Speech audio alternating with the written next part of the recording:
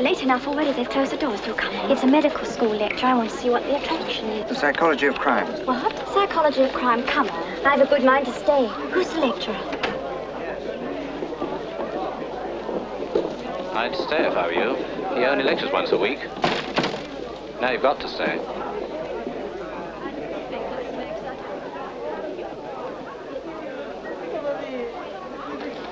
Up to this point in the present series of lectures, we've dealt exclusively with abnormal mentalities. I emphasize the fact that in civilized communities, 80% of our murderers and violent criminals were those whose minds had been conditioned by exceptional nervous stress and unhealthy environment. Last Friday, we dealt with the smaller group of strictly moronic criminals. And now we come to that much more interesting phenomenon, the sane criminal. The man who is prepared to pursue his own ethical convictions even to the point of murder. The man whose punishment is apt to weigh heavily on the conscience of society because his actions as likely as not have been inspired by just as great an integrity as those of the men who sit in judgment. At worst, he's an irresponsible opportunist. At the best, he's a man with a strong sense of justice, even a mystic. I propose to relate the case history of a murderer of this class, a perfectly sane, valuable member of society. You'd better give him a fictitious name. We'll give them all fictitious names, all the characters in this case. He was a surgeon. We'd call him Mr. Joyce. Mr. Michael Joyce. He was well thought of in the medical profession and had a house of his own in Harley Street. His marriage had been an unhappy one, and he'd lived apart from his wife for several years. Consequently, he threw all his energy and interest into his work. As a brain specialist, he operated in 3 London hospitals and had developed a technique which considerably reduced the mortality rate in this field. He was reserved in his personal relationships and had no close friends. His only relaxation was to sit at home and play the piano or go to an occasional concert. Otherwise, it was a life devoted solely to work. A life that by normal standards was unutterably lonely and empty. But he never recognized this himself until he met a woman called Emma Wright. When she first came into his consulting room, he hardly even noticed her. She was just an ordinary middle-class woman who happened to have a daughter who was going blind. Sit down, Mrs. Wright. And let's have a look at this head of yours. I gather it was an emergency operation after an air raid. Yes. Now the eyesight's affected. The eye specialist said there was nothing he could do. Can you see well enough to read? Not really. I have the eye specialist report. Early optic atrophy. This is a fairly serious condition, Mrs. Wright. The thing for us to do is to take her into hospital, make a thorough investigation so as to establish the exact cause. You wouldn't mind that, Anne, would you? Would you? Will it hurt? No. We'll take good care of you. Do you want her to go in right away? I think she should. Anne, come over here. Sit down. We don't want the atrophy to become too far advanced. Now, Anne, I'm just going to look into your eyes. You see those 2 figures on the mantelpiece? Keep your eye on them. My face will get in between, but don't look at me. The personality of the child's mother remained for the time being a matter of no great importance. But after the child had been submitted to a series of tests, and X-rays had proved that her trouble was due to a small foreign body lodged anteriorly to the optic chiasma, it became obvious that a fairly serious operation was necessary, and the relationship between these two became inevitably less remote. Will it be very dangerous, the operation? To her life? There's always a risk with a major operation. How great a risk? The mortality rate with this operation is 1%. And if you don't operate? She'd go blind. Oh, if only my husband were here, he'd know what to do. I hate to go ahead without him. We might consider putting it off for a short time if he's coming home soon. Not for several months, I'm afraid. In that case, I shouldn't advise it. Every week that we let it go, it gets progressively worse. I know. I know you're right, but you don't think she... I mean, she couldn't be among the 1%. In my mind, there's no question at all. I've met this problem before on many occasions, always with complete success. I wish you felt you could trust me. It isn't that. I'll do what you say. Well, I suggest we leave Anne here at the hospital. She's comfortable. And I'll operate as soon as it can be arranged. All right? All right. There's nothing to it, Anne. We give you something nice to make you go to sleep, and when you wake up again, it's all over. Then you'll be able to see properly again. Oh, Mommy, they want to cut my hair off. But, darling, it'll grow again. Oh, must I stay here, Mommy? Mr. Joyce will take great care of you. Oh, don't go, please, Mommy. How would you like your mother to stay with you till you go to sleep? Can't you stay with me until I wake up again? She can stay with you all the time if she likes. Oh, yes, please, Mommy. He says you can. All right, darling, I'll stay. I'll see you later, Anne. I won't be a minute.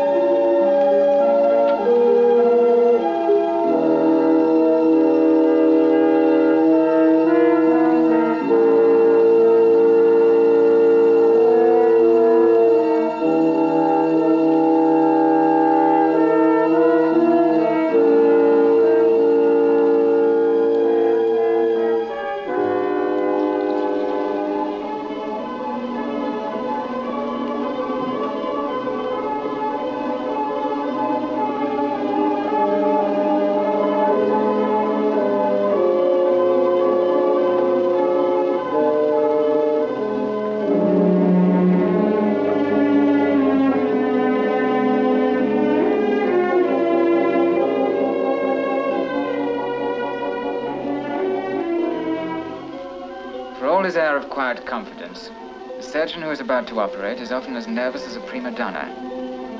This was exaggerated in the present case by the feverish devotion of the child's mother, which had conveyed itself to Michael Joyce and robbed him of that cold detachment which is a doctor's great strength. Never before had he been so acutely aware of the identity of the piece of human material he was working on as he took the scalpel and made the first incision, and as the sister handed him the artery forceps.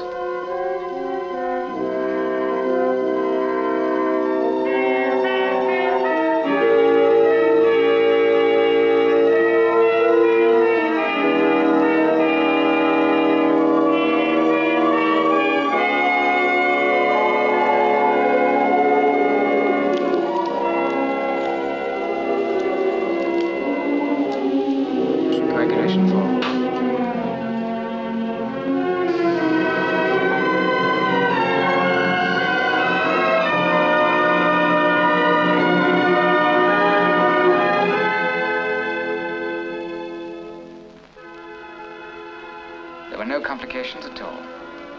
The child took the anesthetic easily, and the foreign body was located and successfully removed.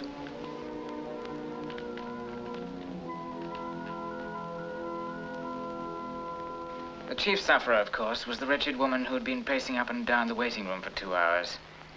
She broke down as soon as Michael Joyce came in and made his report, and only pulled herself together when she remembered rather guiltily the promise she'd made to Anne to stay with her throughout the operation. She was anxious to get back to her before she came out of the anesthetic. There was another woman in the room with her, whom she introduced as her sister-in-law, Mrs. Catherine Howard, a rather overdressed young lady who seemed to have very little interest in Anne's welfare.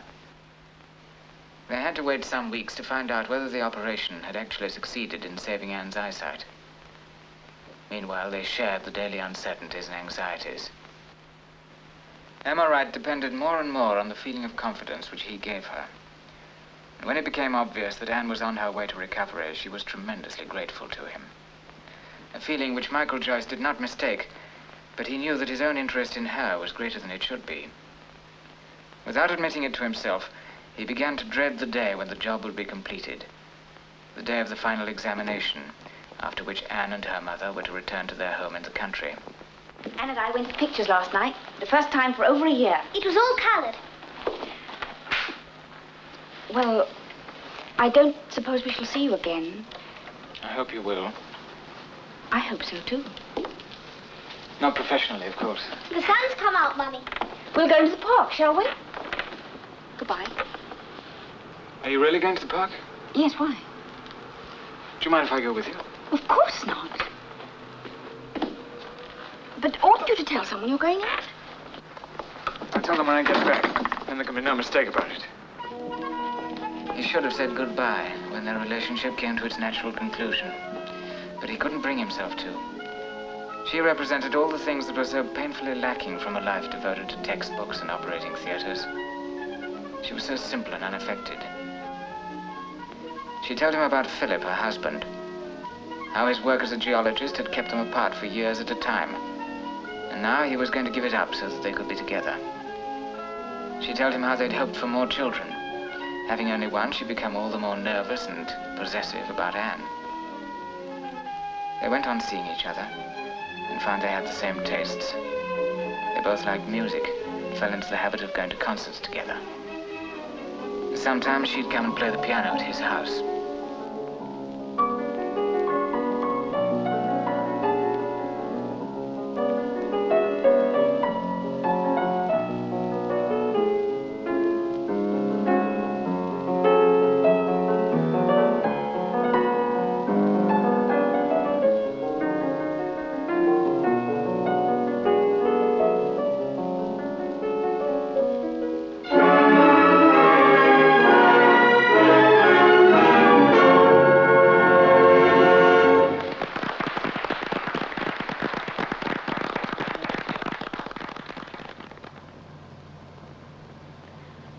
I feel awfully guilty making you drive out all this way. It's all right. I really should have stayed in town, only I hate leaving Anne alone at night.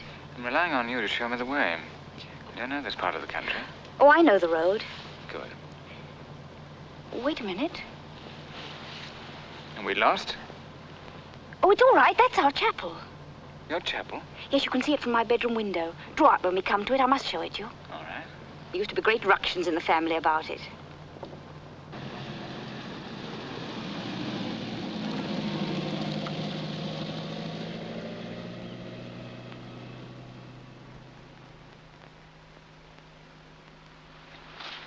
When the wind's in our direction, you can hear them singing. I rather like it. The sound drifts across and, oh, I don't know. It's rather peaceful. Some people hate it. Kate was always trying to get Philip to sell the house. That was before she was married, of course. Then after she came back here, after her husband was killed, she started all over again. She says Clay always plays out of tune. Who's Clay? Our gardener. He plays the organ here. Kate thinks we ought to get rid of him because of it. Why? Does it affect his gardening? Oh, no. It's just that Kate thinks that if he hadn't a job, he might go and live in another district, and then there wouldn't be anyone to play the organ. Who's Kate? My sister-in-law. You met her one day at the hospital. Did I?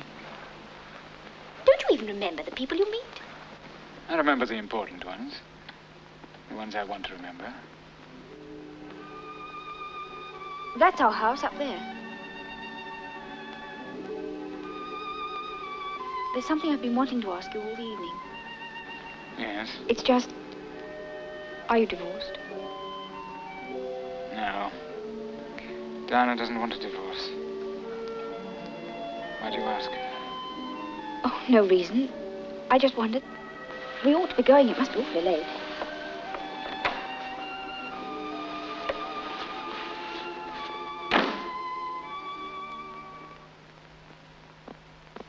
When Emma came up to London for the day, she made a habit of calling in at Michael's house in Harley Street after the day's shopping. And often they'd have dinner together afterwards.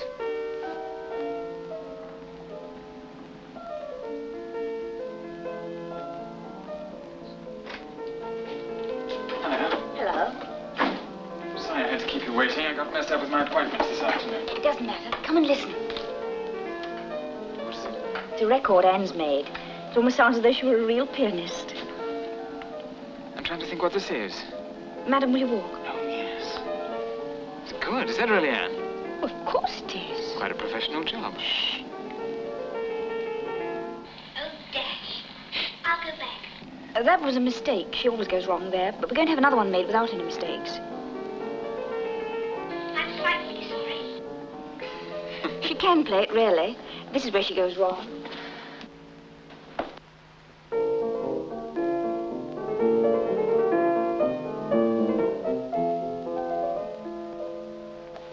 She used to play very well. After the accident, of course, she had to play from memory. I made her go on practicing. Emma, do you love your husband?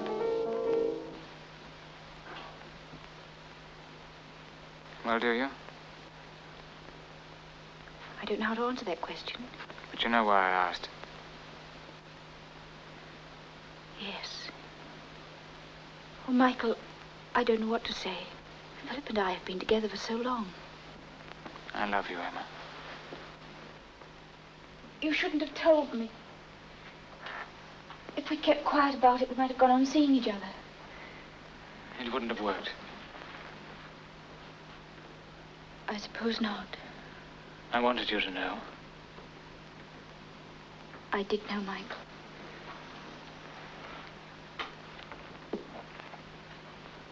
I've tried not to recognize it. I've tried to tell myself that something would happen to make it all right. Though I knew nothing could. It can never be all right. Neither of us is free or ever likely to be. There's nothing we can do about it. We won't see each other again after today. No. I'll miss you. Oh, Michael, so shall I. Dreadfully.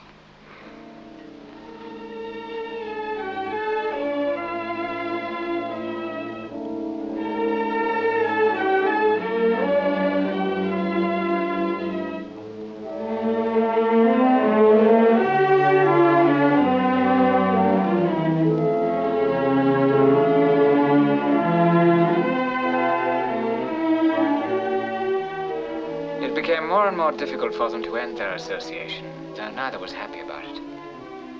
Emma's husband was giving up the work he liked so as to be with her, and she was torn between her loyalty towards him and her love for Michael Joyce.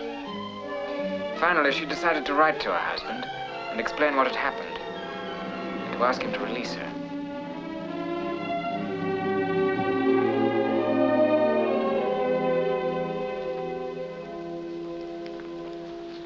I can't send it, can I? No, you can't. It would be too unfair. It's Anne I'm thinking of course. Yes, well, there's your answer. Certainly wouldn't be fair to her. There's only one thing for us to do, I'm afraid. Goodbye, Michael.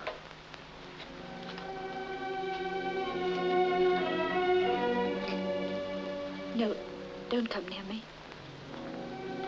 We must never see each other again.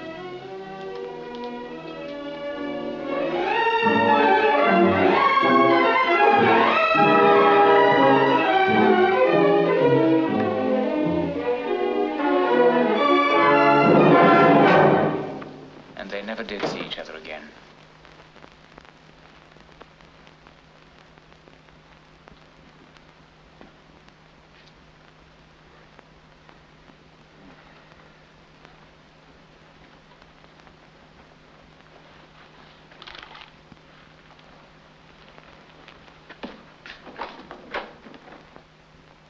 Good morning, Mr. Joyce. Good morning. Isn't it terrible about Mrs. Wright? Mrs. Wright. You remember, the mother of the little girl. Come on, I'm having fun. Oh, will you come in? Take a seat in here, please. What about her? Oh. Oh, Mrs. Wright. She fell out of a window and broke her neck.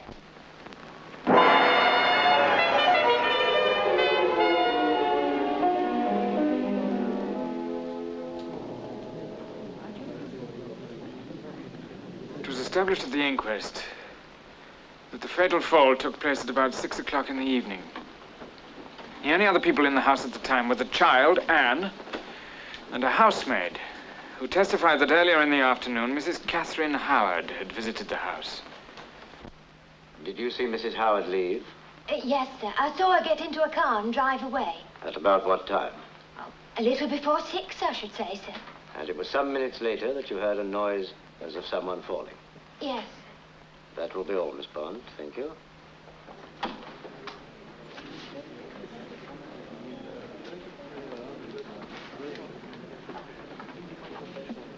Repeat after me. I swear by Almighty God. I swear by Almighty God. That I will speak the truth. That I will speak the truth. The whole truth. The whole truth. And nothing but the truth. Nothing but the truth. You are Mrs. Catherine Howard. Yes. And your address is? I live at the Arcadia Hotel. Yes. And what was your relationship to the deceased? She was my sister-in-law. She was married to my brother Philip. When did you last see Mrs. Wright alive? About 6 o'clock on the evening of the accident. I was with her for about an hour. You had an engagement with her? Well, not exactly an engagement, but she knew that I might stop by. Was she actually expecting you to stop by? Well, she wasn't exactly expecting me, but since my husband was killed, I've been in the habit of popping in and out whenever I was nearby. What happened when you arrived? Nothing. Did you talk? Yes, we chatted for a while. About anything in particular? No, just talk. Did she seem worried? On the contrary, she was very cheerful. She was looking forward to her husband coming home. Had she been suffering from ill health? Not at all. Then there was nothing in her manner to suggest that anything was wrong. Certainly not. Oh, but she did have a great fear of heights. She had a great fear of heights. Do you mean that she mentioned it on this particular afternoon? Well, no. Why did you mention it just now? Well, it seemed to me the only possible explanation for her falling out of the window. I see. What was Mrs. Wright doing when you left her? She was in her room. I think she was going to turn out her stocking drawer. Thank you, Mrs. Howard. That will be all.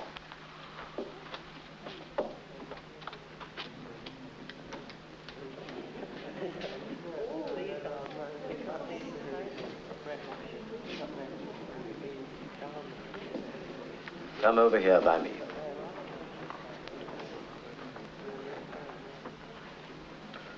Now, Anne, you understand what is meant by telling the truth, don't you? Yes. It's very important that you do, because I'm going to ask you a few questions, and I want you to answer them truthfully. Tell me, when did you last see your mother? It was a little while before I went to bed. Where was your mother? In her room. Did you go in and talk to her? I went to say good night. And did you say good night? Yes. Did your mother seem normal? Yes. Tell me, Anne, was there anyone with your mother?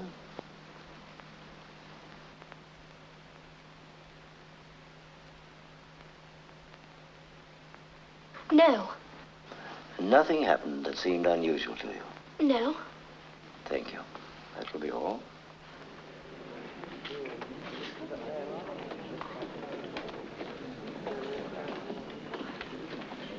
Repeat after me.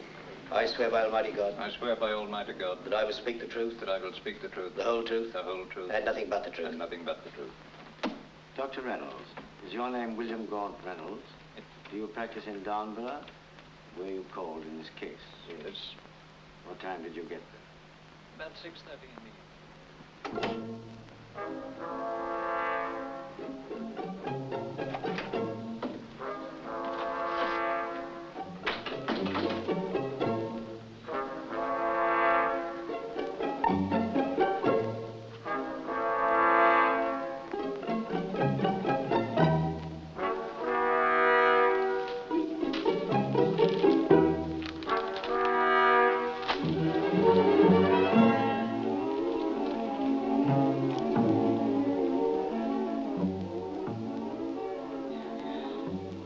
Was there anyone with your mother?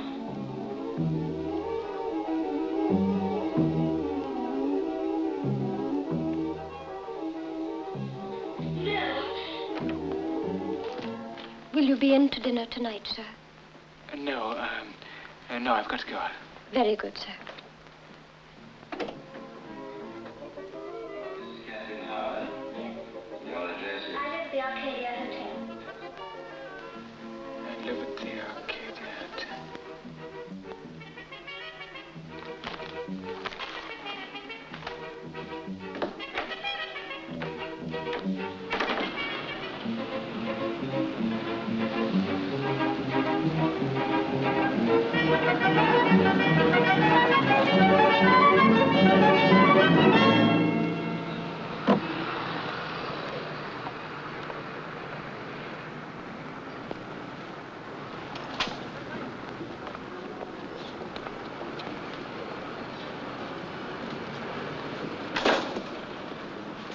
Mrs. Catherine Howard in? The party's in Mrs. Deaver's suite, room 29. Party? Oh, I'm sorry, sir. I thought perhaps you were one of the guests. Yes, I am. Room 29. Second floor. Thank you.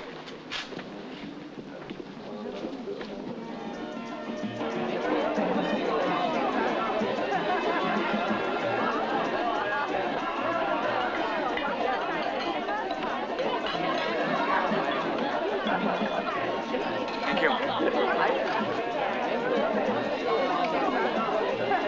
Oh, I'm so glad you were able to come. We're in such a muddle. Everybody seems to be here. I won't have to introduce you. Oh, look, there's Joan Scott Trotter.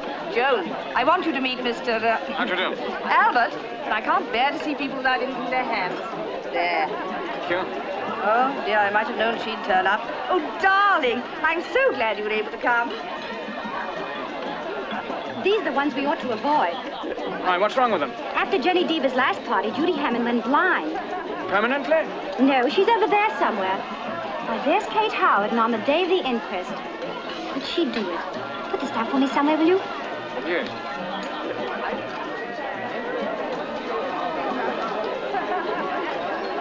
Excuse me. You're being very unsociable. Why, there's someone here I know you'll adore. She's longing to meet you. Sylvia, darling, you don't know Peter, do you? She's dying to meet you. Got a drink? Good. What on earth is that waiter doing? Is your name really Sylvia? What's wrong with Sylvia? Nothing at all. Only mine isn't Peter. Excuse me, I must take this drink to someone. I just love that hat. Hello. Hello. That's the new wimp. Why, hello, Doctor. I never expected to find you at a cocktail party. I hardly expected to find myself at one. Have you been here long? Now, I've only just arrived. You're looking very well. Oh, I'm an absolute wreck. I've been having the most awful time. I expect you read about it. My sister-in-law, Emma Wright, you know, she fell out of a window and got killed. Yes, I did hear about it. I've just come straight from the inquest. I wonder if I dare try one of these. I shudder to think what's in it. Catherine, you poor dear. What really happened? Did you throw herself out, do you think? No, of course she didn't. Is one of those going begging? I'll die if I don't have a drink. I'm afraid this belongs to Mrs. Howard. You might find one over there, though. Now, don't go away, Catherine. I simply must hear it all. You saved my life. I think you ought to keep moving if you don't want her to catch you again. Quite a good idea. Kate, my dear, you must give me the lowdown. My husband swears that someone pushed her out of the window and it's all been hushed up. Come in the corner in the quiet. I can't bear I can't, Ned. Haven't you got to telephone your mother? My mother? Oh, yes, I've got to phone my mother. See you later, dear. Excuse me. Kate, my dear, you're not going. Darling, I must. That's too gruesome. You're staying here for dinner. Well, don't rely on me. Oh, quick, there's that awful woman. See you later, dear. You're a menace. Catherine! Darling, you haven't got a drink. No.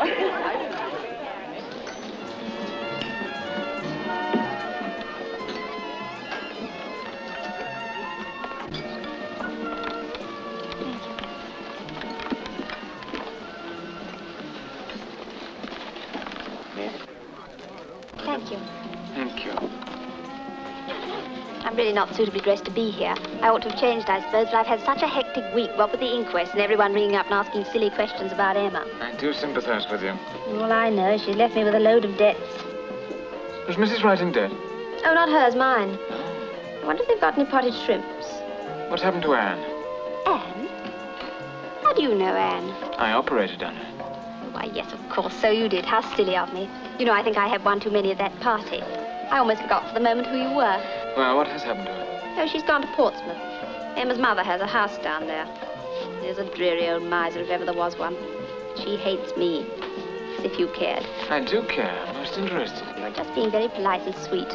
Frankly, I'm bad for you. It's fatal to have a drink at Jenny Deaver's. You never know what she's going to put in them. It'll pass off as soon as you've had something to eat. Tell me about the house. What's happened to that? What house? Mrs. Wright. Oh, it's up for sale. Already? Well, we moved Anne out the night her mother died. Philip will never want to see the place again. It's empty now. You got any potted shrimps? I'm afraid not, madam. Lobster cocktail? Yes, madam.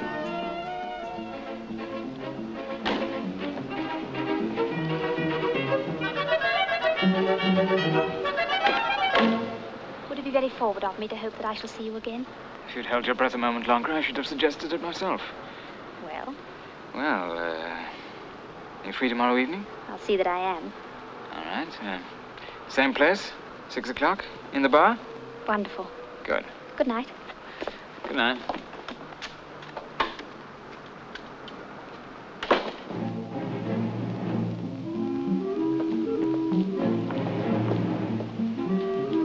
He decided to visit Emma's empty house.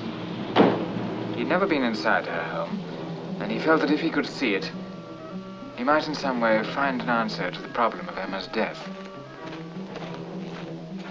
He looked round the grounds and tried to find some way of getting into the house. But there were no windows unlatched, and the place seemed to be completely deserted, so he had to break in.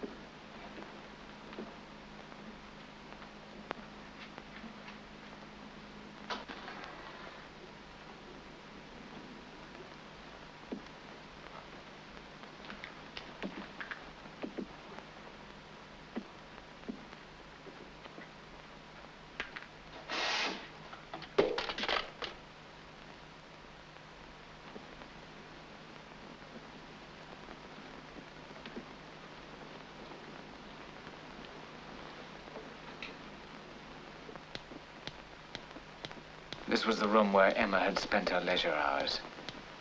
Everything was just as it must have been when she was alive. Her piano, and Anne's.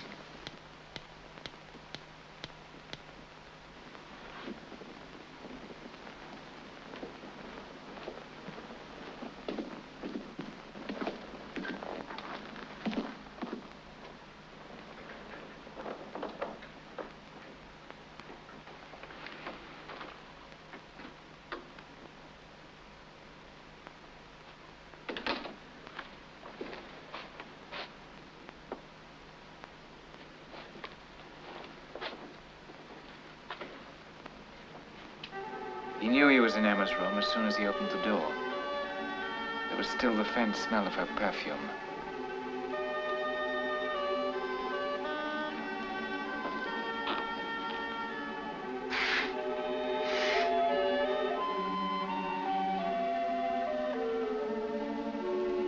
On the other side of the valley, he could see the little chapel that Emma had found so charming.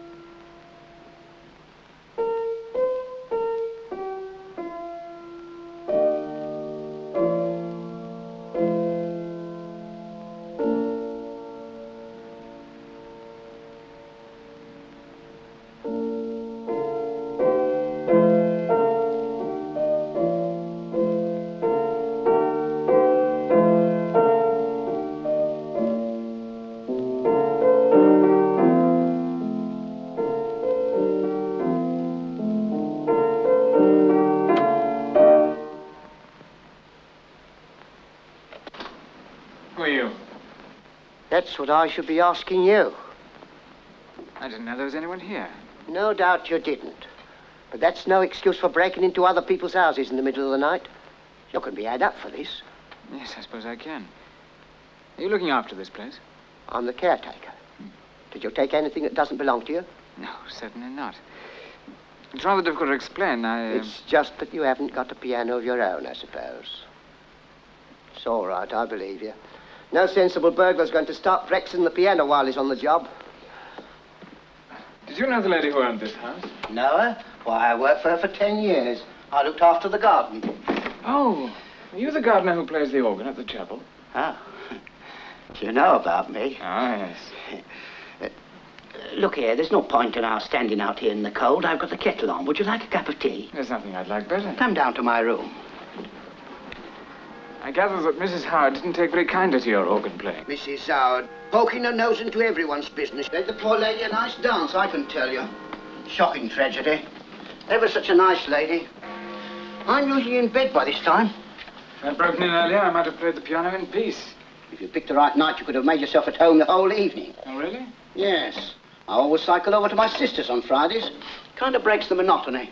Thanks for the information. If I were a burglar, I could use it. You're no burglar. I can see that. I knew Mrs. Wright. I wanted to have a look at the scene of the accident. Accident? It were no accident. The coroner said it was. And what if he did? Does it seem likely to you that a lady would fall out of a window she'd been looking after for 10 years?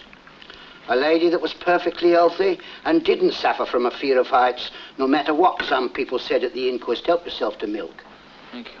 She's a real devil, that Mrs. Howard.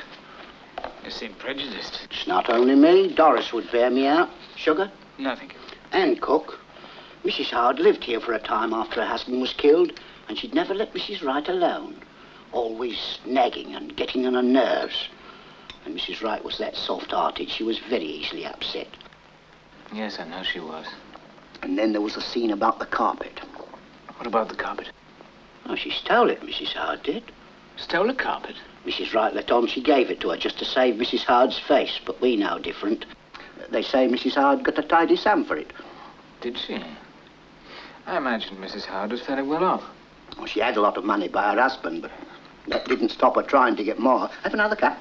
No, thank you very much. I must be moving. Yes, tried to get me the sack just because she didn't like my organ playing. Are you fond of singing? It's a long time since I've sung. If you want to know what I think, Mrs. Howard pushed her. Well, I'm sure that's not true. She could do it. But the maid said at the inquest that Mrs. Howard left the house before it happened. Doris would want to keep it dark for Mr. Wright's sake. Well, for Mrs. Howard's sake, I hope you're wrong. At first, he found it hard to credit the caretaker's assertion. But later, as he got to know Kate Howard, he couldn't entirely dismiss the idea.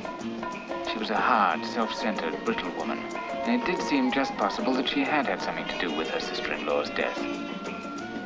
Kate Howard was delighted with his attentions, and only too pleased to talk about herself. She appeared to be a woman with a grudge. First of all, when she had wanted to be a singer, her parents had refused to pay for her training. Her husband had been equally uncooperative.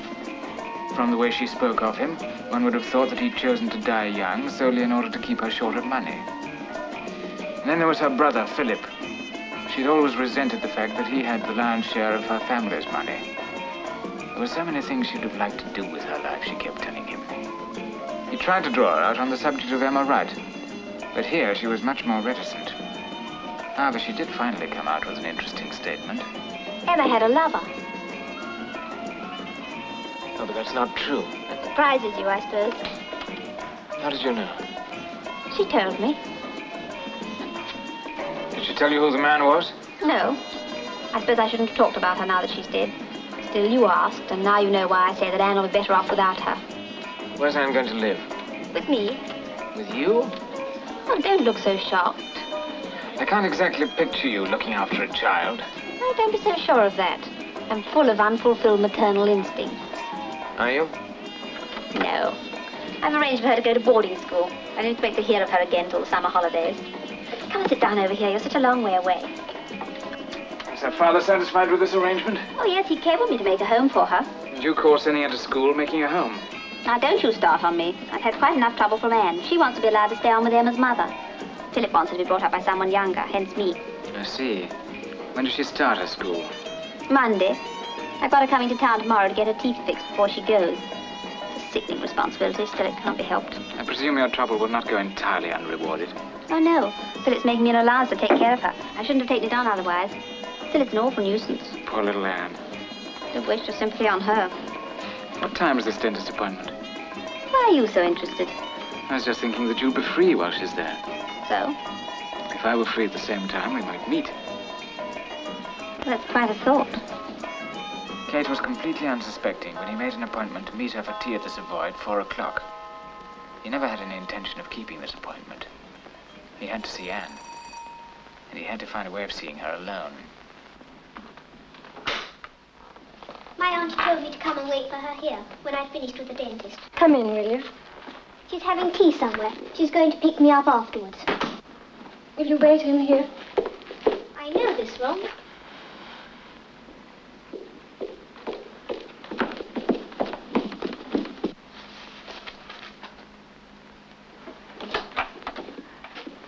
Hello, Anne. Hello. Did the dentist give you a bad sign? I was told to wait here for Aunt Kate. Is it all right? I was expecting you. Your hair's growing nicely. Oh, it's awful. I thought it was about time you and I had a talk. What about? About you. Do you like the idea of going away to school? I don't mind. Do you like your Aunt Kate? Yes. Are you sure about that? Yes. Don't you trust me? Yes. Not very much. I don't know why you're asking me all these questions. I want to help you. A long time ago, you trusted me with something very important. What was that? Your life, Anne. Don't you remember? Yes. Why did you say at the inquest that there was no one with your mother the last time you saw her? Because there wasn't. That's not true, though, is it? Oh, I don't know what you want me to say. Your Aunt Kate was with her, wasn't she? Oh, leave me alone, please. What happened between Kate and your mother before the accident? It wasn't an accident. It was just the same as if I pushed her. You? It was my fault. How could it have been? I know it was. I sided against Mummy. I don't care what happens to me anymore. What did you do, Anne? You must tell me. I can't. You must. It's important. She made me promise not to. She said they'll send me to prison if they find out. Kate said that? Yes. Well, she'd no right to say it. No one can send you to prison if you tell the truth. What happened, Anne? You've got to tell me.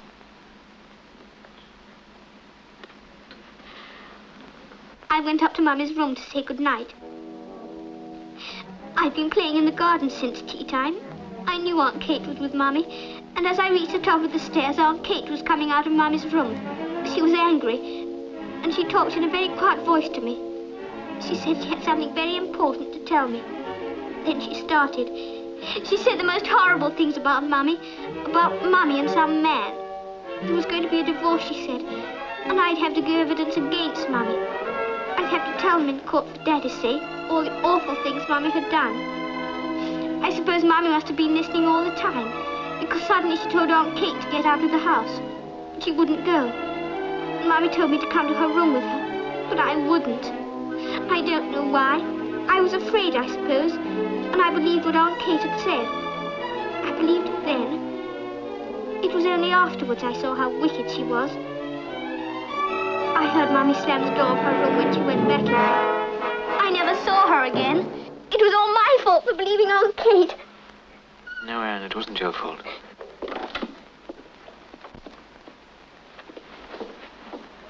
Oh, what in the world happened to you? I'm afraid I couldn't make it. I can see that. Where have you been? I got held up. Well, you could have telephoned me. I waited for you over an hour. As it happens, I had more important things to do. I don't know who you think you are. I'm not in the habit of paying for my own tea. Come along, Anne.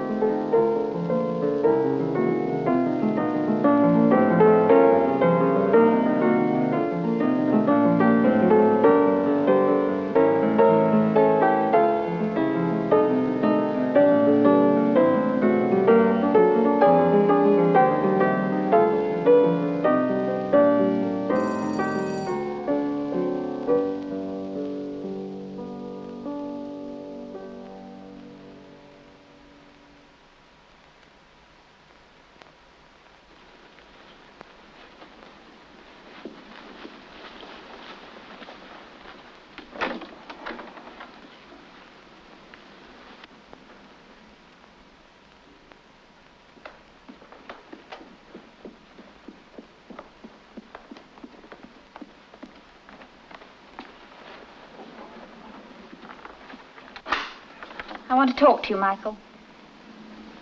It's very late. It won't take long.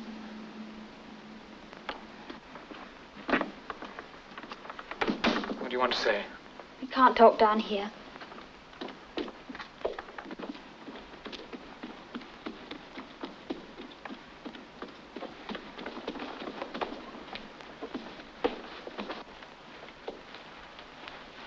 I realize it was very silly of me to be so annoyed with you this afternoon.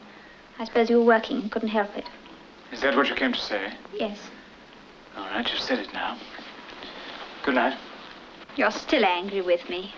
Please don't be. Let's forget about it and be friends. I don't want to see you again, Kate. Oh, Michael. Just because of this afternoon? That has nothing to do with it. You can't just drop me like this. It isn't fair. It'll be better for you if I do. How can you say that? You're fond of me, aren't you? Anyway, I'm very fond of you. Go home, Kate. It's silly to punish us both just because you're angry with me. Michael, you're not just trying to end things with me out of a misplaced chivalry, are you? Misplaced chivalry? What do you mean? It just occurred to me that you might think you were being unfair to go on, knowing that you're not free. Oh, I see. You mean I'm trying to drop you rather than involve you with a married man, is that it? Well, isn't it? I'm asking you for the last time. Go home before it's too late. Michael.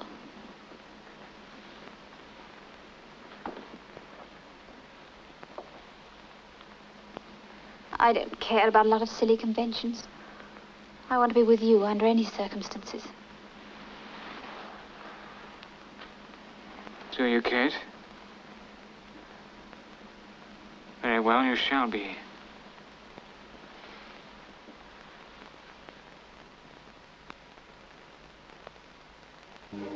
She had made up his mind for him. That was the end for Kate.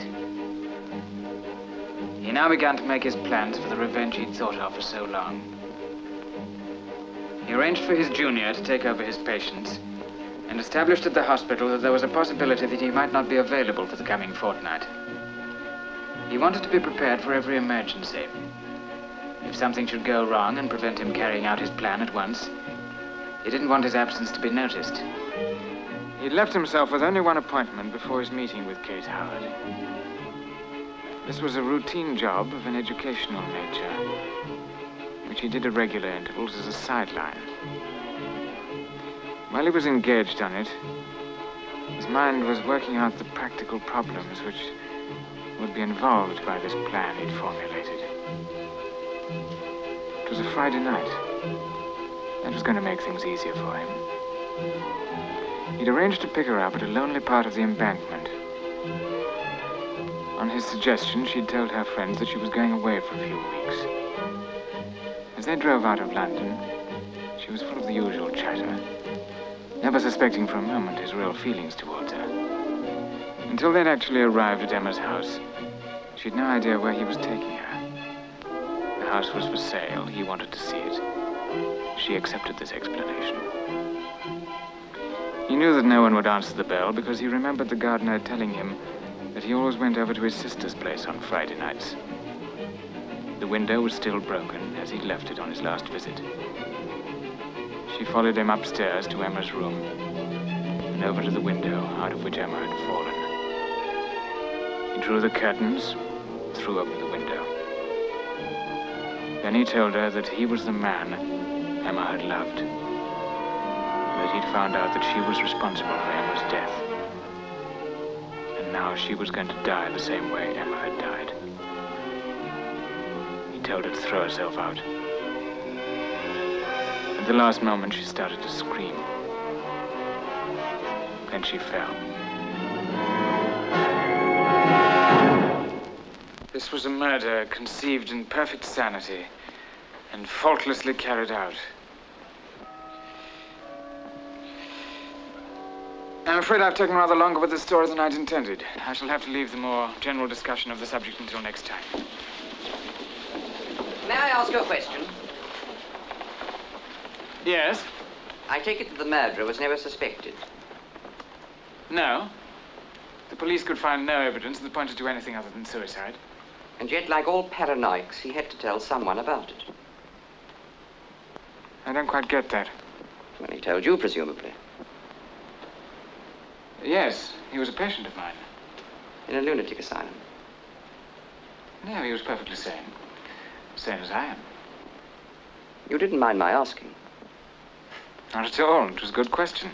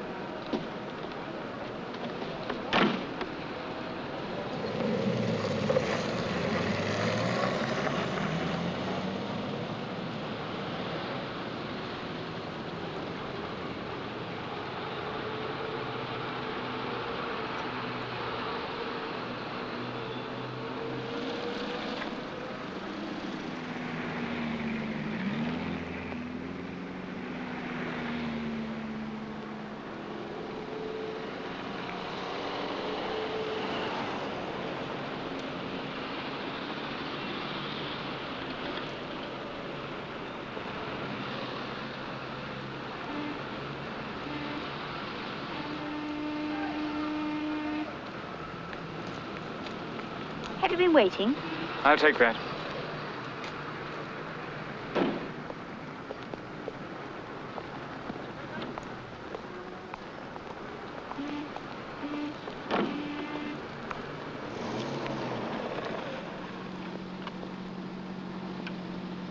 Where are we going?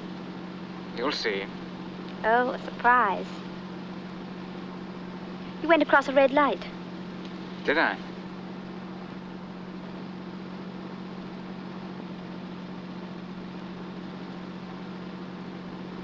You hate women who make up in public. I've never thought about it. So much for that as a subject of conversation. Perhaps you'd like to talk about yourself. What was your appointment this evening? I was giving a lecture on criminology. Well, what have you got to say on that subject? I told a story about a man who killed a woman for revenge. It's carrying things a bit far. Mad, I suppose. No, he was perfectly sane. Oh, no, they always have a kink somewhere, those people who do violent things. Take my sister-in-law, for example. How does she come into the argument? She must have been a bit mad to do a thing like that. Like what? Committing suicide. What makes you say it was suicide? It was an accident. What's the matter? I thought for a moment that was that awful chapel near her house. We're going to her house. Whatever for? You said it was up for sale, didn't you? Well, so it is. I might buy it. Well, what a time to choose to go look over a house. You must be demented.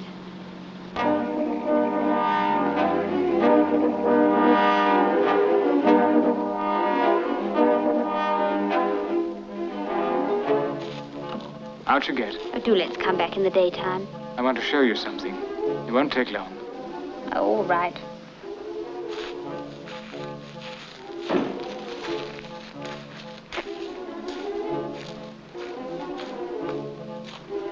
Where are you going? I'm looking to see if any of these windows are open. That's not necessary. The gardener should be here. He's taking care of the place till it's sold.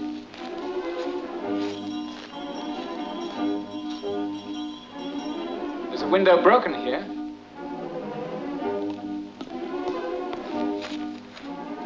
You're not serious. Certainly I am. Oh, well, anything to oblige a criminologist. Just a minute while I turn on a light. Now, don't do that. It'll spoil the atmosphere. Well, which part of the house do you want to see first? Upstairs. I better lead the way. I know the place. Can't imagine anyone ever wanted to live here. I've always loathed it. I tried to persuade Philip to sell it long ago when he first inherited it.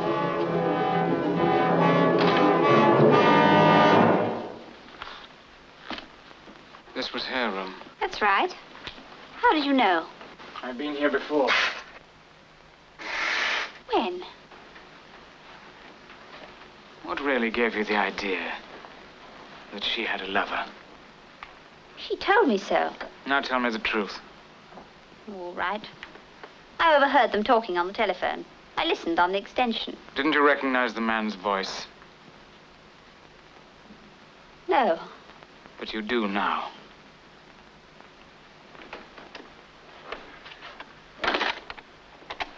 You evidently thought you were safe. That when she was dead, that was the end of the matter. Did you really imagine that I'd accept her death without making every effort to find out how it happened?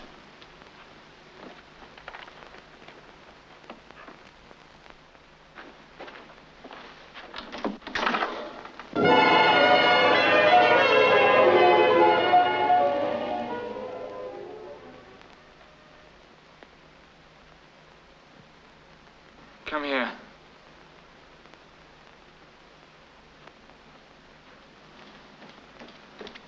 That's where she fell, isn't it? I don't know. I wasn't here. You tried to get money out of her because you thought she was being unfaithful. And when that was no good, you poisoned the child's mind against her. You might just as well have killed her yourself.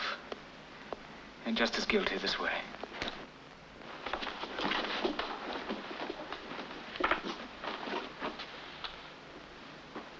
What was that for? I don't like being locked in a room with a madman. I can get that key from you anytime I like. If you don't let me out of here, I'll scream. There's no one to hear you. The gardener's here. He'll hear me. Why don't you scream then? Because I want to give you the opportunity of letting us get out of here with dignity. The gardener goes over to his sister's on Friday nights. This is Friday night. Let me out of here. He told me so himself. That's why I picked tonight.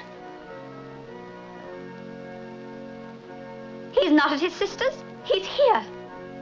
That's him playing the organ. No one else ever plays it. You can't do anything to me now. He'll be back soon. Not soon enough. You're raving mad. I'm going to make you do to yourself what you did to her. Let go of me. I won't. Like suicide. The organ stopped. He'll be back. He'll be back here.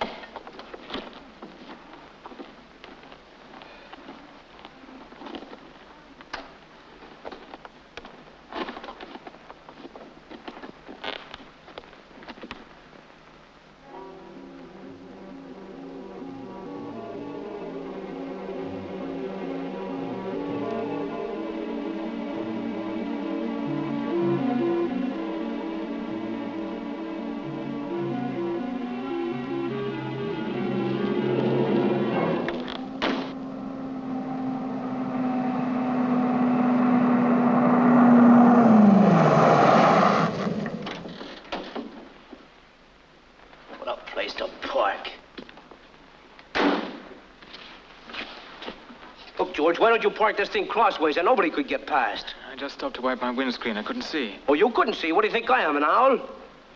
Where are we, do you know? Yes, we're on the main Portsmouth Road. Thank goodness somebody knows. That's where I'm supposed to be headed. I can tell you how to get there. Directions in England? Are you kidding? No, thanks. I'll just follow you. No, you can't do that. I turn off just up the road. That's all right. I'll follow you that far. Give me a highball when you turn. Okay.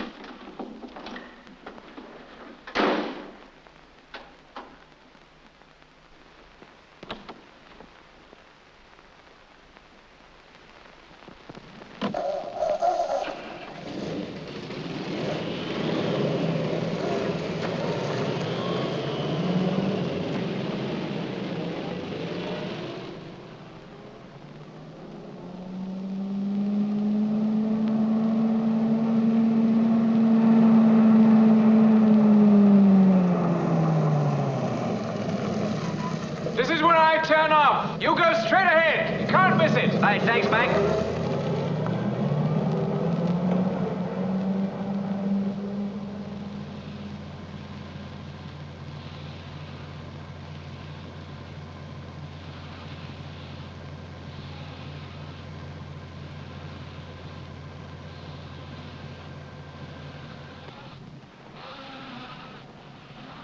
Oh, can you help me? I've run off the road. My car's ditched. I'm afraid I can't stop. I'm in a hurry. Well, perhaps you'd be good enough to give me a lift. No, I'm sorry. I'm afraid I can't. I've got an urgent case.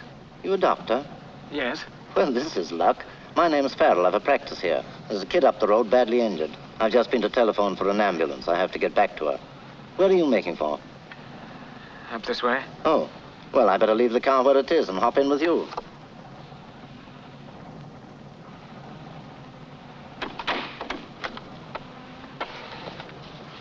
Oh, just a minute. I must get my bag.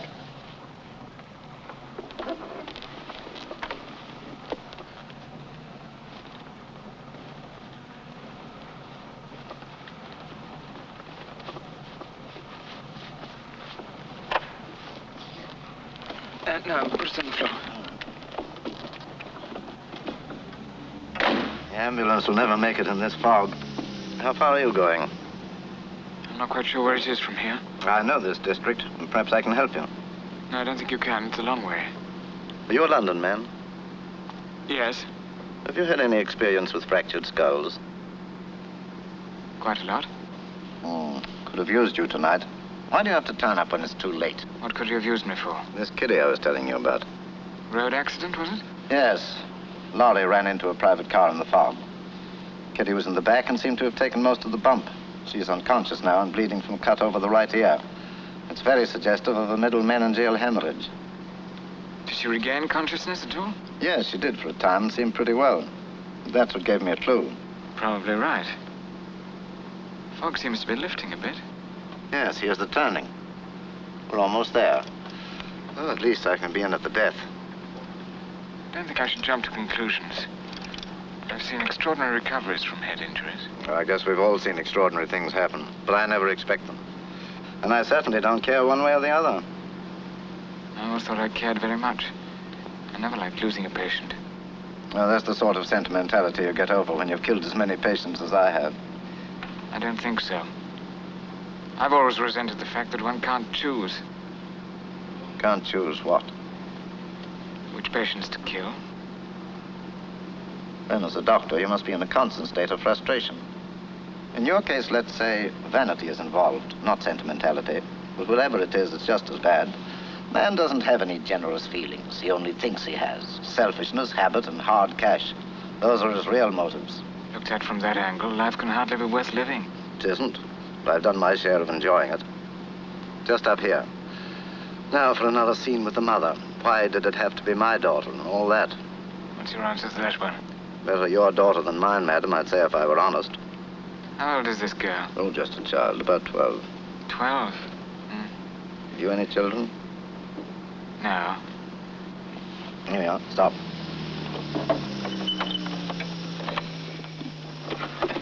Oh, I suppose I couldn't persuade you to look in for a moment and give a little presence to the case. It's always a great comfort to the parent to have a second opinion say there's no hope. Maybe there is hope. She's still alive, isn't she?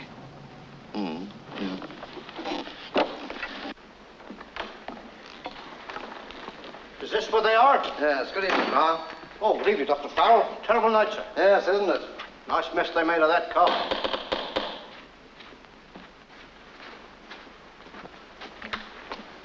Oh, Doctor, we thought you'd never get back. I managed to get another opinion. This is Dr. Where's the patient? Oh, Doctor, she still hasn't moved.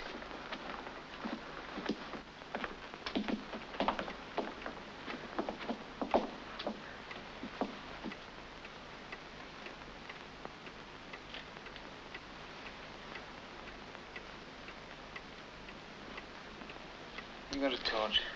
Ah, thank you.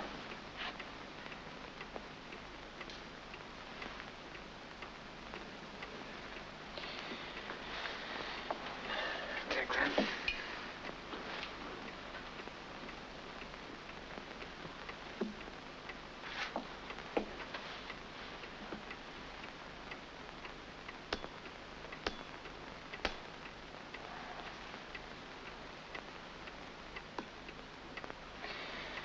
Yes, you're quite right. She's bleeding from the middle meningeal. Will she be all right?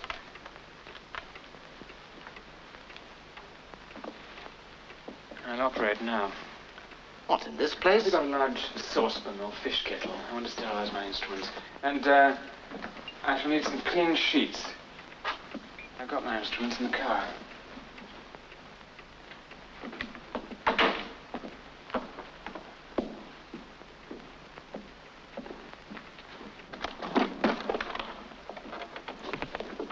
It's not worth taking a chance. If she dies during the operation, there'll be an inquiry. And you never know how those things are going to turn out. Nobody's going to take a chance. That child's going to die in half an hour.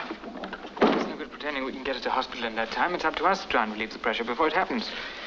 Maybe I can secure an artery. At least I can do a decompression and give you time to get her to hospital. Well, that's a job for a specialist. I wouldn't touch it. It'll be all right.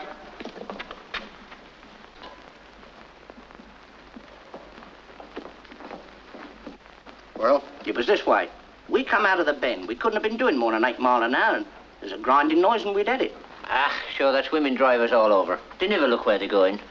She was gazing at the side of the road with divil a glance in front of her. You should have swerved over. How could we? We never saw her until she was on us, and then she was going on the wrong side of the road. Well, one of you better come with me and show me what's what. All right.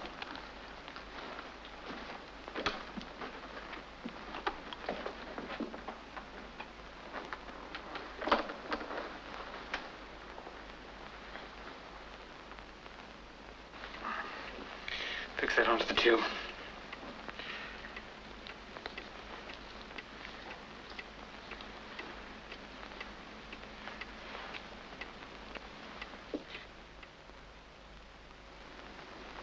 Thank you.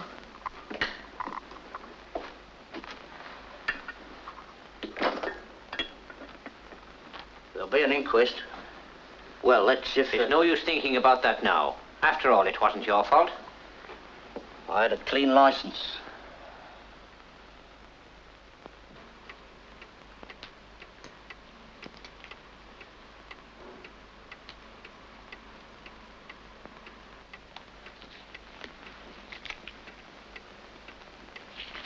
Respiration's failing. Have you got any carmine? I don't carry it. I've got some in my car. Small box in the front pocket.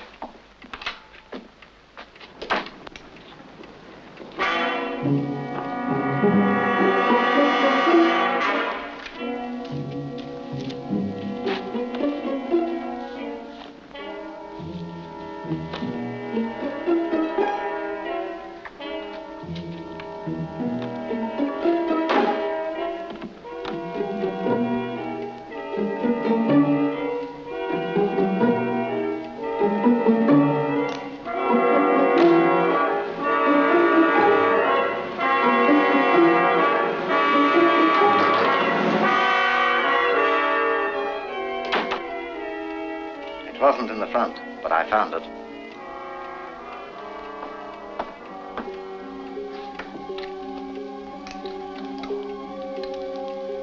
Quickly.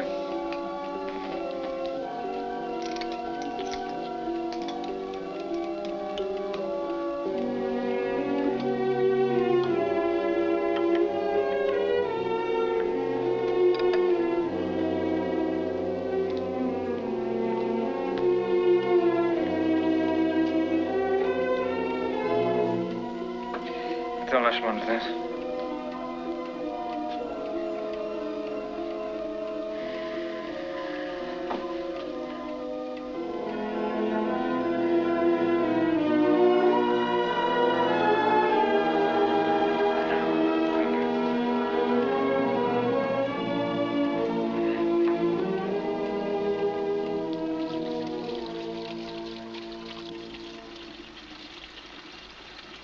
That was a good job.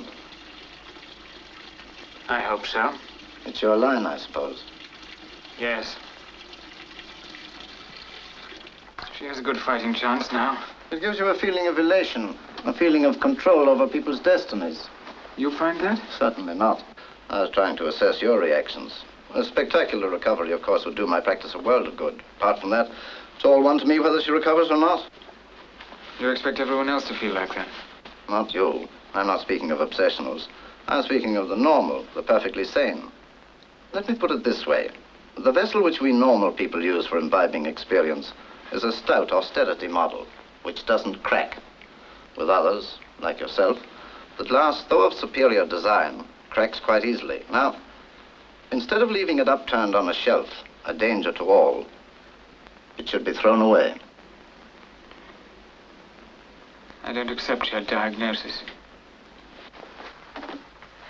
The doctor dispenses death and healing with blind impartiality. He's not supposed to weigh the merits of an individual case and exercise a sense of justice.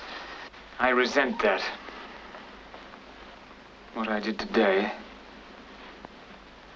and you know what I'm talking about, was just.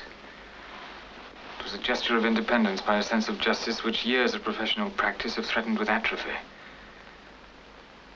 Today I sat in judgment. Oh. Paranoia. My diagnosis was quite correct. You are mad. Who's the owner of that car outside? That must be Dr. Farrell's car. The Farrell? That ain't Dr. Farrell's car. Dr. Forrest, that must be your place, huh? There's only one outside. Thank you. There ain't Dr. Forrest. He left me down the village. Went to the other bloke. There on the bench of the rock. I'm to ask him one or two questions. She looks better, doesn't she? Yes, her color's good. Beginning to look very different.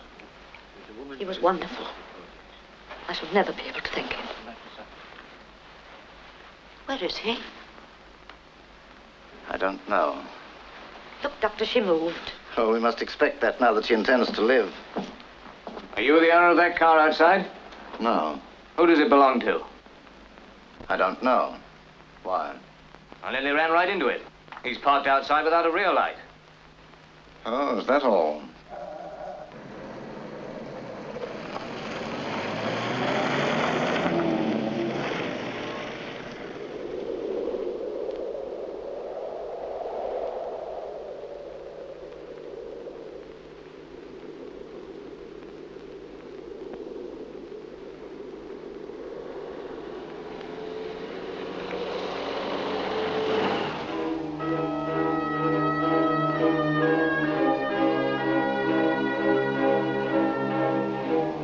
Relate the case history of a murderer of this class. Perfectly sane, valuable member of society. And you ain't like those paranoids. You tell someone about it. Yes, he was a patient of mine. In a lunatic asylum. No, he was perfectly sane. As sane as I am. Not you. I'm not speaking of obsessionals. I'm speaking of the normal, the perfectly sane.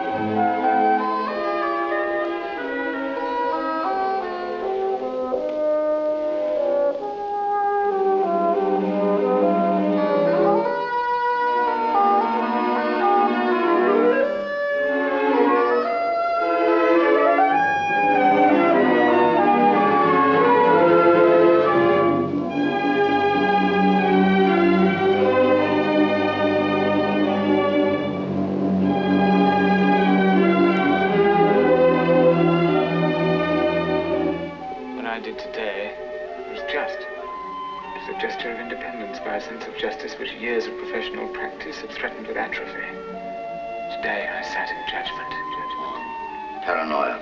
My diagnosis was quite correct. You are mad. You are mad. You're raving mad. You're raving mad. You're raving mad.